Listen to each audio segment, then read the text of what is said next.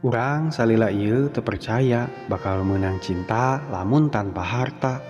Oge anu teu percaya bakal menang kanyaah lamun tanpa rupiah.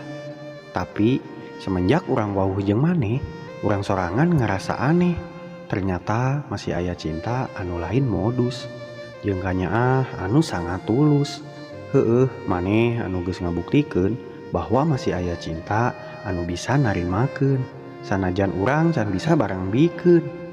Maneh anu tara pisan nuntut naon anu jadi kahayang. Maneh oge anu tara pundung ku kaegoisan urang anu sagede gunung.